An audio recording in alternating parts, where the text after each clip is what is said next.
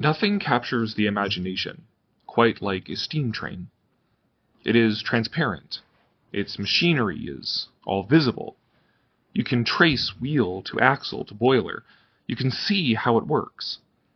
Modern technology is all magical boxes, operating by sleek sorcery. In comparison, the steam train is almost alive. The chuff of the engine, the hiss of the steam, the clank of the iron, the creak of the wooden cars. All those noises, the voice of this mechanical creature, speak to the romance of travel, adventure, and change.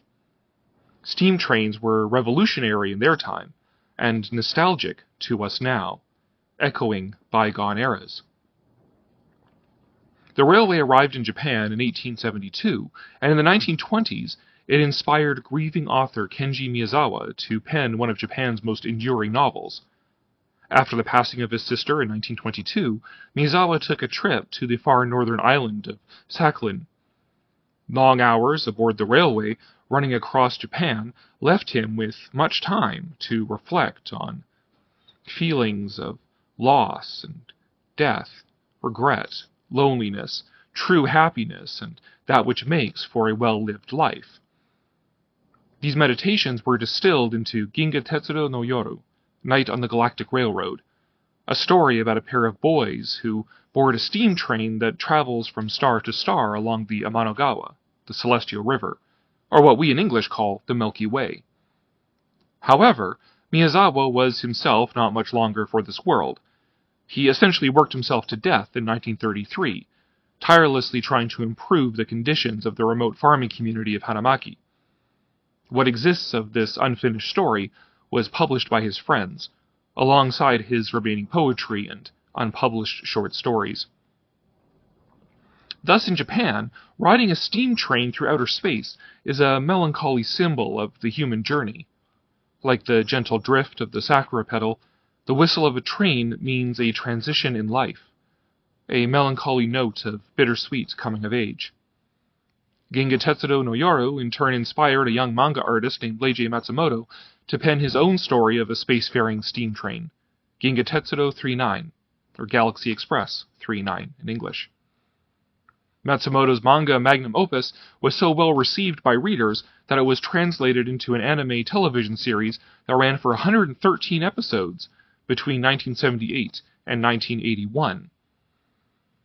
The story is, for the most part, a futuristic science fiction story about a galactic society that has been severely segregated by those wealthy enough to afford machine bodies and those huddled masses too poor to obtain one. In this transhumanist nightmare, the poor, natural human beings are treated worse even than cattle. The cyborgs enjoy all the best and most depraved that their immortal lives have to offer, including hunting vagrant humans for sport. Galaxy Express 39 opens on a young, impoverished boy named Tetsuro, who is journeying to Earth's Galactic Express station with his mother, in the hopes of being able to scrounge up enough money to afford a ticket to the planet Andromeda. Rumor has it that this last stop on the railway gives away android bodies for free. En route, Tetsuro's mother is killed by a machine huntsman, and Tetsuro himself is left for dead. However, he is rescued from the freezing snow by the mysterious and beautiful Maetel, who offers Tetsuro a pass aboard the Galaxy Express in exchange for being her companion on the journey. A spaceship can take any form, and for intergalactic commuters, the most comfortable form is that of a train. The nature of the Galaxy Express 39's route is such that, for the maximum comforts of the occupants, it has been built inside and out to resemble a vintage steam train, based on the C-62 locomotives that operated in Japan from 1948 to 1973. Aboard this magnificent, spacefaring, whistle-blowing railway, Maetel takes Tetsuro on a melancholy coming-of-age adventure spanning hundreds of worlds, meditating on the meaning of life and the value of being human. Now, watching 313 episodes of any television series is a daunting task for any casual viewer, let alone a series with the limitations of 1970s animation and built on Leiji Matsumoto's unique style. Thankfully, it is streaming in various places, so one doesn't have to begin with the 3 Blu-ray sets released by Discotek.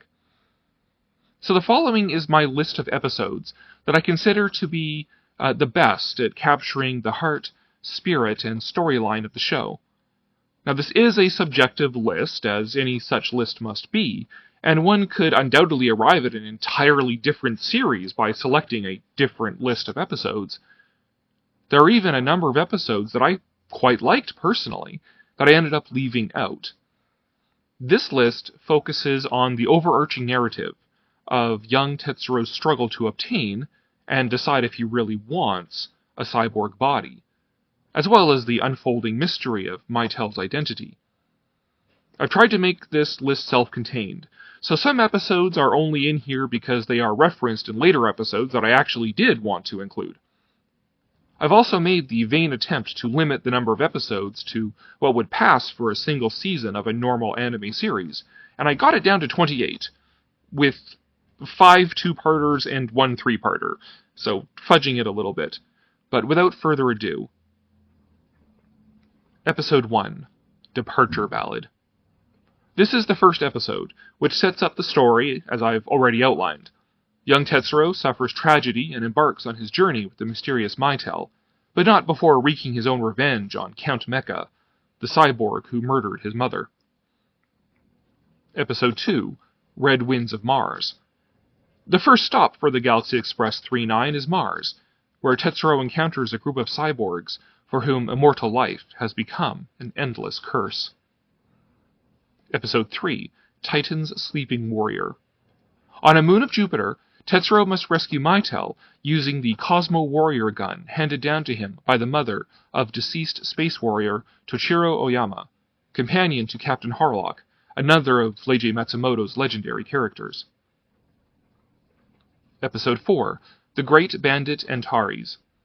Without having even left the solar system, the 39 comes under attack by the space pirate Antares. Though I don't consider it to be a particularly good or important episode in itself, it is mentioned repeatedly through later episodes on this list. Episode 5, Shadow of the Planet of Indecision. The mystery of Maetel deepens as they visit Pluto, the masked icy grave for those who have transitioned to the life of a cyborg, and its faceless keeper, Shadow, who fears she may never be able to reclaim the beauty that she had in life. Episodes 7 and 8, The Graveyard at the Bottom of Gravity. The Galaxy Express 39 is sidelined into a Sargasso-like gravity well, where they become captive to an embittered cyborg woman who sacrificed her body for love. Episode 11, Formless Planet Naruba. Shape-shifting children try to replace Tetsuro and Maetel aboard the Galaxy Express 39 in their desire to escape their formless planet and what they think are vastly superior human bodies. Episode 14, Lala from the Double Planet. Tetsuro was taken captive on a binary planet system, and his consciousness is placed into a machine body without his consent, which brings down a shocking and terrible judgment from Maetel. Episode 22, Pirate Ship Queen Emeraldus. In the first full crossover between Galaxy Express 39 and another work by Leiji Matsumoto, Maetel is reunited with the space pirate Queen Emeraldus, with whom she shares a secret past. Episode 25, A Steel Angel. Tetsuro and Maetel are caught up in the conflict as revolutionaries try to save a dying, over-industrialized world from itself. Episode 31, The Angry Planet. A friend of Count Mecha sends assassins to wreak vengeance on Tetsuro and Maetel as they reach a planet where quick-tempered residents settle everything with a fistfight. Episode 39, The Mist of the Fog Capital.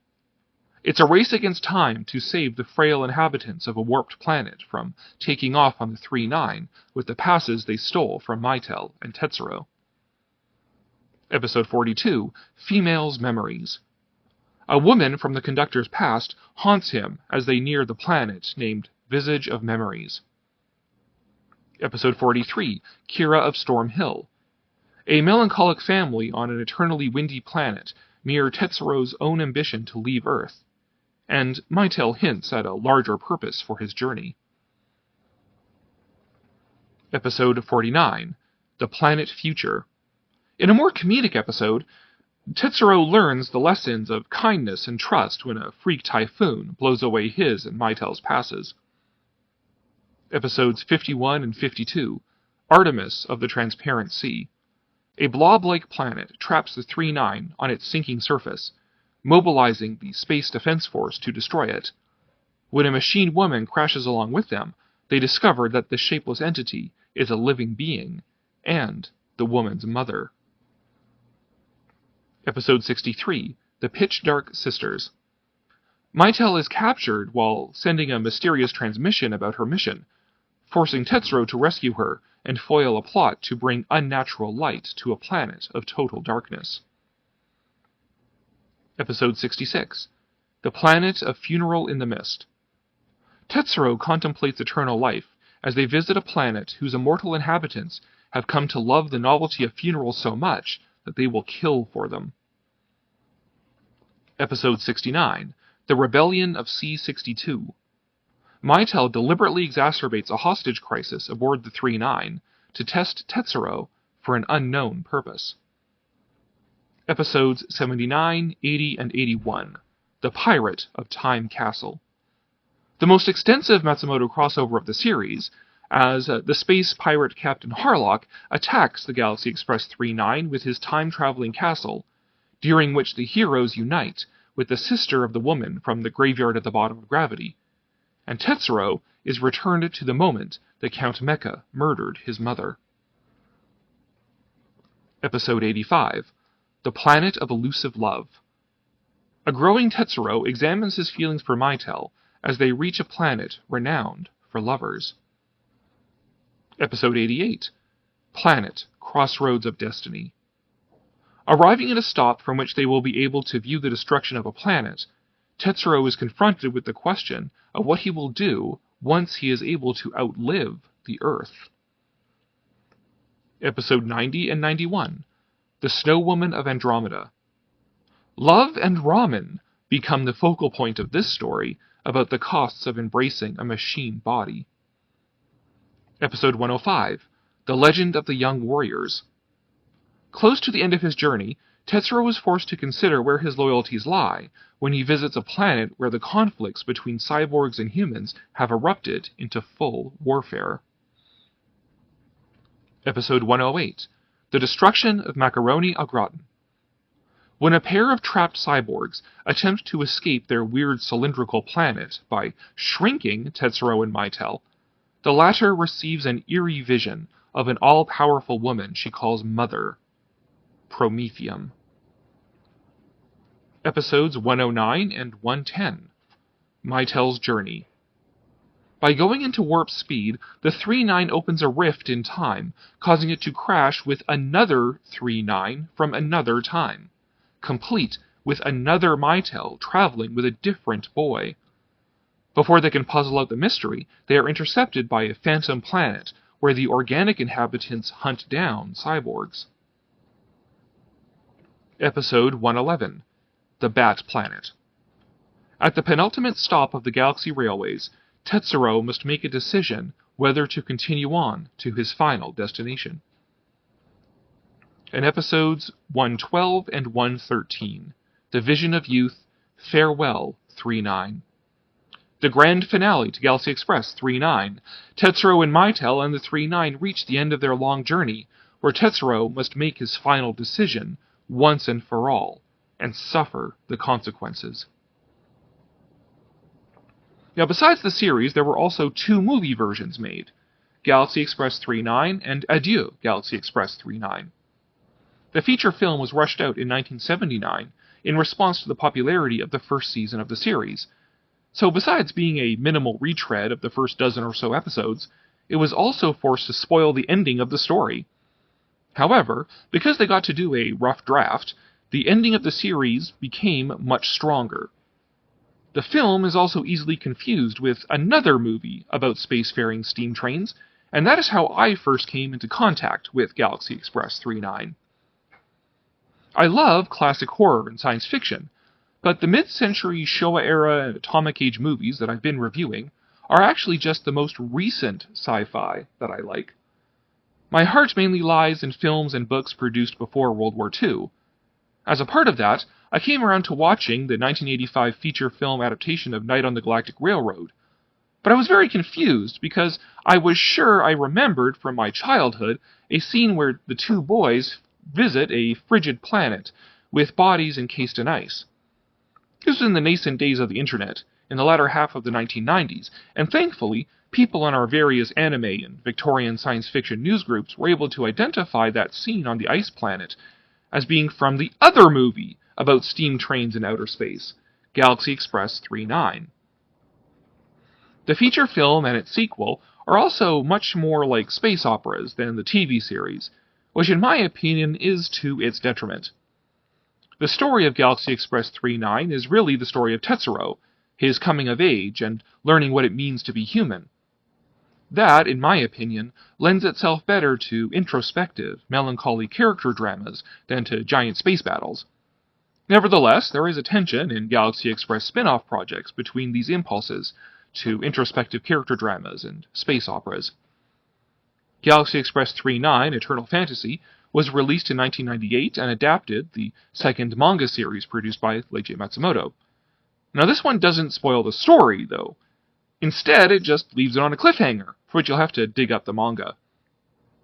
2 prequels were also produced to bridge the gap between Galaxy Express 39 and Matsumoto's later series Queen Millennia, which takes place before it. Matsumoto was notoriously indifferent to the concept of continuity, and instead using his characters as actors in whatever different story he wanted to tell. So take your pick. If you like space operas consistent with the Galaxy Express 39 feature films, watch Space Symphony Maetel. If you prefer introspective character dramas consistent with the TV show, watch Maetel Legend. Now, drawing inspiration from Space Symphony Maetel, the series Galaxy Railways looks at a different corner of the universe, as young Manabu dreams of joining the Space Defense Force that protects the Galaxy Railways from alien threats. An OVA between seasons 1 and 2 of the series crosses over with Galaxy Express 39, in a continuity that makes zero sense. There was also a 39 ride for a while, in the Shinagawa Prince Hotel in Tokyo, made famous by the film Lost in Translation. In the ride, you boarded a shuttle ferrying you from the Galaxy Railway station at the hotel to the 39, though your shuttle was interrupted by any number of different threats, including Count Mecha or the villain Faust from Adieu Galaxy Express 39, alternating every time you rode it. Once you get to the train, you embarked on a short indoor roller coaster. When it first opened, there was also a dedicated gift shop that had already been mothballed when I got to ride it back in 2009. Unfortunately, the ride has since been entirely removed. However, the Himiko water bus between Asakusa and Odaiba in Tokyo was designed by Leiji Matsumoto and features narration by the voice actors from Galaxy Express 39. It's a little weird to hear Mr. Conductor announce your own departure point. However you experience it, though, Galaxy Express 39 is one of the great masterworks of the late Leiji Matsumoto. Though imbued with such typically and profoundly sad Japanese sensibilities, in which every episode makes you want to tear your heart out, Galaxy Express 39 is ultimately a beautiful hymn to being human in all its joys and its sorrows.